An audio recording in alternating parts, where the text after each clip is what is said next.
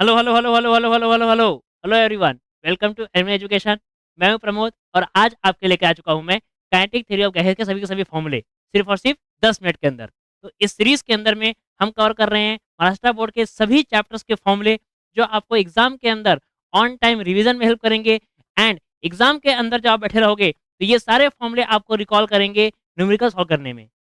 तो कॉपी निकालिए, हेडिंग लगाइए काइनेटिक थ्योरी ऑफ गैसेस। अगर इससे पहले आपने हमारे वीडियो नहीं देखे हैं तो रोटेशनल डायनामिक्स के सभी फॉर्मूले हमने कवर कर लिए हैं and mechanical properties of fluid के सभी फॉर्मूले कवर कर लिए हैं। तो चलिए सभी सभी फॉर्मूले के यहाँ पे लगाते हैं हेडिंग एंड देन सभी फॉर्मूलों को हम यहाँ पे लिखेंगे एक एक करके। तो चलिए स्टार्ट करते हैं। सबसे पहला फॉर्मूला आपका मेन फ्री पाथ का। The formula of mean free path is 1/√2 pi D square N by V, where D is molecular diameter. You can say यहाँ पर इंपॉर्टेंट फॉर्मूला जो आपको एग्जाम में एमसीक्यू के तौर पे पूछता है बहुत बार, वो होता है lambda is inversely proportional to the d का square. The next is ideal gas equation. Ideal gas equation के हम पढ़ने वाले हैं 3 फॉर्मेट। सबसे पहला फॉर्मेट है आपका पीवी इक्वल्स टू एनआरटी, जहाँ पर एन है आपका नंबर ऑफ मोल्स। इसके होते हैं 2 फॉर्मूले, एक होता है mass upon molecular mass and एक होता है number of molecules upon Avogadro's number. तो इस एन को अगर आप यहाँ करोगे पुट तो आपको मिलेगा PV equals to M upon M not into में आर इंटू टी। अब यहाँ से बेटा एक इंपॉर्टेंट बनाएंगे हम लोग फॉर्मूला, जो कि आपको मिलेगा पी इक्वल्स टू वी भेज दो नीचे, तो एम बाय वी हो गया मास अपॉन वॉल्यूम इंटू में आर टी अपॉन में M not. Tell me mass by volume क्या होता है? डेंसिटी। तो आपको मिलेगा P equals to rho R T upon M not. Now ये है आपका ideal gas equation in terms of density, exam में आता है। देन थर्ड फॉर्मेट, एन के बदले आप पुट करिए एन अपॉन एन ए, तो आपको मिलेगा PV equals to N upon N A into R into T. अब इन तीनों फॉर्मेट को हम लोग यूज करने वाले हैं आगे फॉर्मूले में, ठीक है। Next, average pressure of gas on the walls of container. The formula is P average, या फिर सिंपली पी बोलो। फॉर्मूला होता है 1/3 rho V R M S का square, V R M S square, V R M S square 1/3 rho V R M S square. Then R M S velocity का formula, ये formula आपके लिए important है, exam में prove भी करने बोलता है। फॉर्मूला इसका 3 RT upon N into M not. Now see 3 RT upon N into M not में ये फॉर्मूला आपको इसलिए याद रखना जरूरी है क्योंकि अलग अलग गैस के लिए आपको आरएमएस वेलोसिटी को कंपेयर करने बोलता है एग्जाम के अंदर बहुत बार। एंड इसी फॉर्मूले से आप डिराइव करते हो एक इंपॉर्टेंट 2 मार्क का रिलेशन, जो कि आता है V R M S is proportional to the absolute temperature of the gas. तो क्वेश्चन यहाँ से भी आ सकता है और अलग अलग गैस देगा तो यहाँ से भी आ सकता है। Next formula kinetic energy. Now इस एवरेज प्रेशर का फॉर्मूले को यूज करते हुए आप बनाते हैं काइनेटिक एनर्जी का फॉर्मूला। फॉर्मूला आता है आपका kinetic energy equals to 3/2 PV. Then अब अलग अलग पीवी की वैल्यूज पुट करेंगे आइडियल गैस इक्वेशन से एंड बनाएंगे अलग अलग 3 फॉर्मूले। तो पहला फॉर्मूला आपका आएगा 3/2 पीवी के बदले एनआरटी, एन गया नीचे, आपको मिलेगा 3/2 आरटी। देन पर मास के लिए आप यूज करेंगे ये वाला फॉर्मूला, आपको मिलेगा 3/2 आरटी अपॉन में एम नॉट। देन पर मॉलिक्यूल के लिए आप करेंगे ये फॉर्मूला यूज, जहां आपको मिलेगा 3/2 आरटी अपॉन में Avogadro's number. Then Mayer's equation, Mayer's equation important है ये।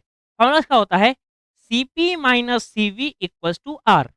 अब बच्चों के फॉर्मूला याद नहीं रहता तो उसके लिए एक ट्रिक है, ध्यान से देखिए। जैसे आप मूवी देखने जाते हैं पीवीआर के अंदर, तो वही trick PVR, CP minus CV equals to R, PVR. यह है आपका पी, ये हो गया वी और ये हो गया आपका आर, ध्यान रहेगा। Then this C is called as molar specific heat. क्या है ये? Molar specific heat. इसका वैल्यू, इसका यूनिट होता है आपका kilo joule per kilo mole kelvin. And अगर आप इस मोलर को करना चाहते हो चेंज प्रिंसिपल में, तो फॉर्मूला होता है C equals to molecular weight into S. अब पी है तो एस पी, सी वी है तो एस वी। तो आपको फॉर्मूला मिलता है यहाँ पर एक और, S P minus S V equals to R upon में एम नॉट।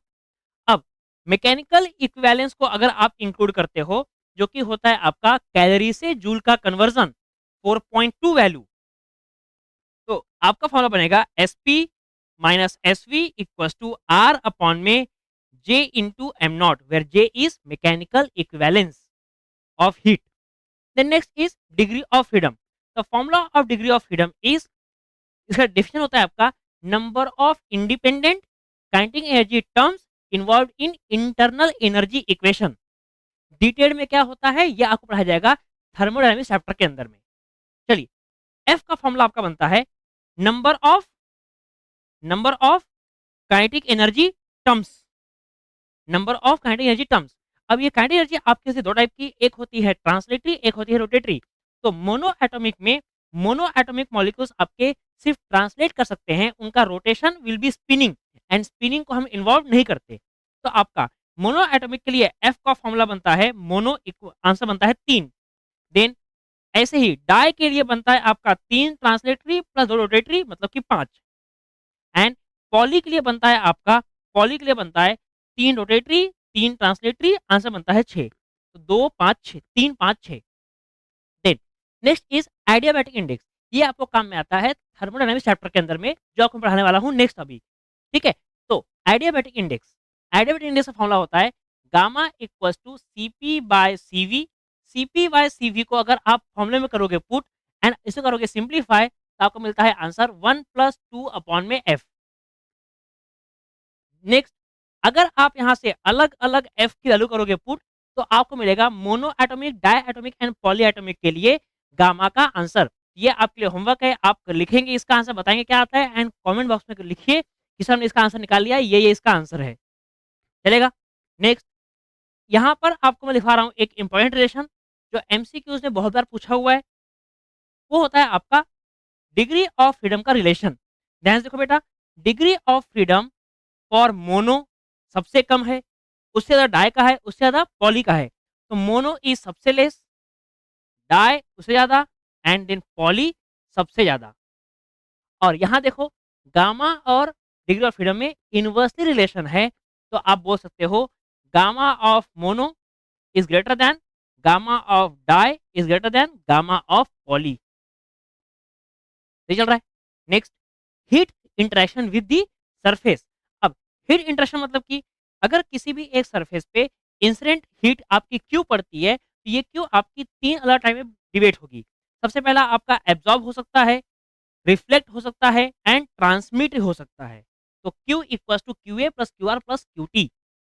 देन रिफ्लेक्टिविटी यहाँ पर हम डिफाइन करते हैं A equals to amount of heat absorb by total, transmittivity is amount of heat transmitted out of total, and emissivity, यहाँ पे एक और रह गया आपका, सॉरी ये रिफ्लेक्टिविटी है बेटा, सॉरी एक आपका रह गया आपका एब्जॉर्प्टिविटी, लिख देते हैं यहाँ पे एब्जॉर्प्टिविटी।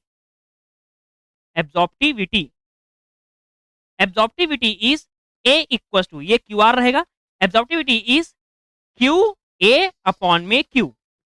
चलेगा। देन नेक्स्ट, इमिसिविटी का फॉर्मूला को मैं बताऊंगा, जो आपको मैं बता दूंगा रेडिएशन पावर का फॉर्मूला। ठीक है, तो यहाँ लिखते हैं आप आपका ब्लैक बॉडी के लिए, यहाँ पर Q A plus Q R plus Q T में क्या होगा रिलेशन। ध्यान से देखो, अगर आप यहाँ पर इसे सिंप्लीफाई करते हो A plus R plus T में, तो आपको फॉर्मूला मिलता है A plus R plus T equals to 1। बढ़िया। सो अगर आप बात करोगे ब्लैक बॉडी के लिए, तो ब्लैक बॉडी ऐसी बॉडी होती है जिसके अंदर होता है 100% एब्जॉर्प्शन, मतलब कि पूरा का पूरा एब्जॉर्ब कर जाएगा, मतलब कि ए इक्वल्स टू आएगा 1।